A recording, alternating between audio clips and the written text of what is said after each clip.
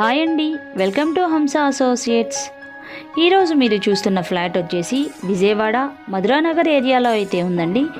First and second floor east ఫేస్తో ఉన్న 2 BHK flat. ఇప్పుడు మనం హౌస్ అయితే చూద్దామండి. ఇది హాల్ అండి. ఇది టీవీ యూనిట్, ఓపెన్ కిచెన్ అయితే ఇచ్చారు.